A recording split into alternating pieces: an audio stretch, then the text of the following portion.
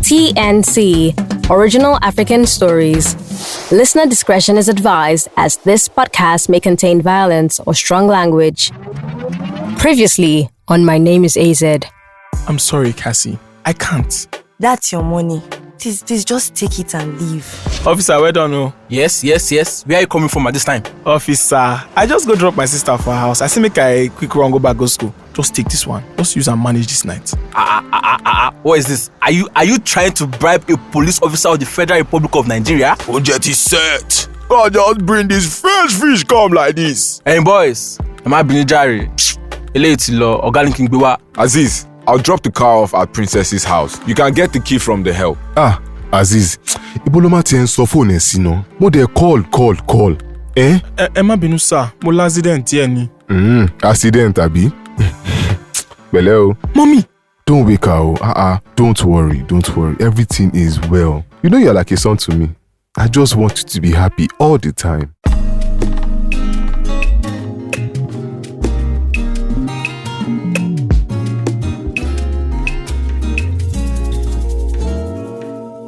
The doctors just couldn't explain the change in Mama. It was as if the Lagos weather had some positive effect on her system. She would still require her surgery, but there was a huge difference when compared with how she looked in Ibadan. Uncle Mufu had given me the best Christmas gift I couldn't even wish for, just because I didn't think it was possible. The man had surprised me too much during the year. His niceness to Mama and I was inexplicable. Not killing me for losing his cab? I thought that was the height of it, but bringing Mama to Lagos, I was beyond grateful. Uncle Mufu asked the doctor at the hospital to check out my accident wounds, and he still didn't ask any questions. I spent most of Wednesday and Thursday with Uncle Mufu. He was leaving for Abuja on Boxing Day, and he wanted to ensure his family had enough supplies to last them while he was away. He was a strong member of the ruling political party. A lot of drivers at the park talked about how he controls most of the happenings in the rough parts of Lagos, and they have countless stories of how he amassed so much wealth from the last elections. But he kept a low profile and was a strong family man. Despite tales and mentions of countless girlfriends and concubines outside his home, he always ensured he took good care of his family. I spoke to Fadeke a lot too. I had made up my mind to get her a gift, but I wasn't exactly sure what to get. I thought about asking Princess for help, but I decided against it. I still needed to check for the money in the pigeonhole. There was really no other person to ask. Well, so I thought, till I got talking to Deborah one of the days I was at Uncle Mufu's house, and out of nowhere, I asked her, more out of confusion than anything else, to be honest. Her reaction was surprising. She seemed so eager to help. She advised on budgets, locations, where I could shop, and places we could even go on dates. She even offered to help get cards. She seemed like a natural, and I was beyond grateful.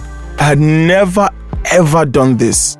Closest I had been to liking anyone this much was after I left secondary school, back in Ibadan. There wasn't this much pressure then. Not like Fadeke was demanding or anything, but this was more or less like an opportunity to seize the moment.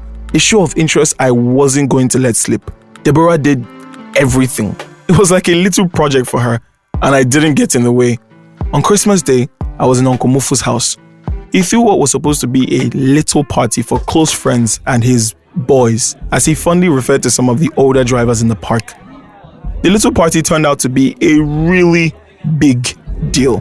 By the end of the day, 2 cows and another huge ram had gone down. Guests kept trooping in. It seems some people had heard about Uncle Mufu's trip to Abuja, which I later found out was for his party's convention and primaries that was holding the following week. That explained all the uninvited guests that came for the party. As we cleaned up in the evening, Debby handed me the bracelet she got for Fadeke. Here, what do you think?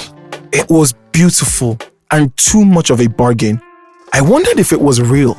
I knew nothing about these things, and even though Debby took her time to try to explain what kind of jewelry it was and why and how she had managed to get it for such a reasonable price, I still didn't understand. I was just happy I finally had a gift for Fadeke. I slept over at Uncle Mufu's house because I stayed back to help with cleaning, and he had asked me to take him to the airport in the morning. The next morning, Uncle Mufu woke me early. It always amazed me how disciplined this man was, even at his age. I made sure I called Fadeke to wish her a happy birthday and also to set up our meeting before I got ready to leave. As we drove, he asked me to stop by at the hospital to check on Mama. She seemed even better than the day before. She was up in bed, and though she couldn't talk much, she acknowledged our presence, and I couldn't hide my emotions when she held out her hand to hold mine. I loved the woman so much, and I vowed to make sure she would get better.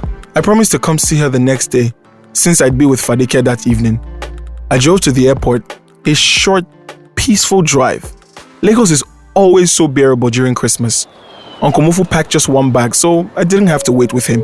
Oyamagbo, make sure you visit your mother as often as possible, and to also take good care of your aburos. By that, I assumed he meant Deborah. I dropped off his car and went back to my room carrying Fadeke's cake and gifts. I had made arrangements for her to come over to my room and then we could go out from there. All Debby's idea. The sparkle in her eyes as she gave me the cake and wished me luck made me wonder why she didn't exert all her energy into doing this instead of running around with older men. But everyone had reasons for making their choices. I promised myself that I would talk to her about it later on. After all, she was family. I got to my room and cleaned it up. I took a bath, and as I dressed, I looked at myself in the mirror. My face had healed well, but you could still see signs of the injury. I also had some other scars on my body that appeared later, but I wasn't really bothered about those. I told Fadeke to come around by 4 p.m, so I still had enough time. I decided to get some reading done and almost got carried away with it. Fadeke's call a few minutes before 4 brought me back to earth. Hello? Birthday girl. I'm already on campus and I'm walking towards your hostel. No wahala, I'm waiting. I hopped off the bed and cleared my books away. I had to go bring her in. The things one could do once school is empty. I didn't even know I could bring her into my room till Debby told me what I had to do. A holiday generosity to the Potters, and that was it. Minutes later, we both walked into sounds of cheer and greetings from both of the Potters. They made me a bit shy, but Fadeke seemed very comfortable with it. We got to the room, and we both sat on the bed. It felt very strange. I doubt if any of my other roommates had ever had a girl over, but then again, I was probably wrong. I tried to end the deafening silence. Happy birthday, again. Gave her the cake and her cards. She was very pleasantly surprised. Good sign. She hugged me and then opened her cards, both of them. She read out my short message and looked at me with a beautiful smile. She was blushing. I was pleased, very pleased, and I had Debby to thank. I still had her bracelet to go, but I was going to save that for later. We talked after that. I always enjoyed talking to Fadeke.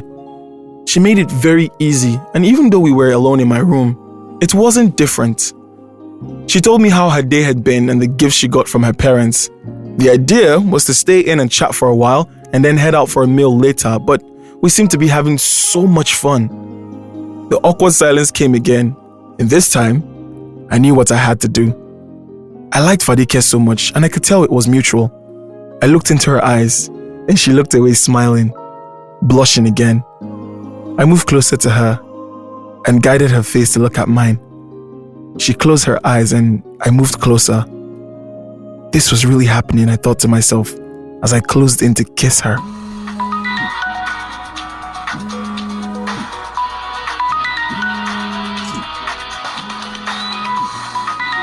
The loud noise of my new phone ringing and vibrating on the bed was not enough to destroy the moment. Fadeke and I kissed. It was short but absolutely amazing. I didn't want it to end, but the sound coming from my phone kept getting to me. And I was so annoyed I didn't even want to check who was calling. I eventually did. Was I surprised? No. It was Princess. I didn't want to pick, but it was all too awkward in the room. I needed a break. I stood up from the bed and picked Princess's call. Hello? Azeez, where are you now? It's almost 7. Princess, but we didn't have any discussion about me coming to... So what, Senior didn't tell you? Never mind, please, it's very, very urgent. I'm in Ikoyi and we are very late. Hurry up and come. Princess, I'm sorry. I turned to look at Fadeke. I can't. She was quiet for a while, and then... Azeez, if I could do this without you, I would. Please, I really need you right now. I'll be waiting. Thank you. With that, she dropped the phone, leaving me disoriented and not really knowing what to do. I'd never heard Princess beg anyone for anything, and she did use the word please. Maybe it was genuinely important this time. But Fadeke was also important. I debated with myself, forgetting Fadeke was still there. She punched me gently to get my attention. Is everything okay? Well... You have to go, don't you? I noticed as the look on her face changed. Did I really have to go? Just this time, I thought to myself. If it wasn't very important, I won't. She shook her head. And that wasn't so expected, was it, Mr. Azeez? You have some explaining to do. And I suggest you do it fast if this thing we have going on here means anything to you. She was right. I had hidden too much from her. But where would I begin? And when? Okay, look, Fadeke, you're right. And I promise I'll explain everything to you once I get back. But please let me drop you off. Drop me? You have a car too? No, I mean, yes. I mean... No, it's fine. I'll walk. She began walking towards the door, and I walked behind her, not knowing what to say or do. I realized she didn't take her cake. How could she? If only she'd let me drop her off. I beg, it's fine. You don't have to walk me. I found my way here, didn't I? Please go and do what you have to do. I'll wait for your explanation. She said with some sarcasm in her voice. Just know that I will not wait forever. I couldn't come back from that. I watched as she stormed away after that, and I knew it was up to me now. I walked back to the room and packed up the cake. I had to get back in good time. Whatever happened, I was going to be waiting to see Fadeke the next morning.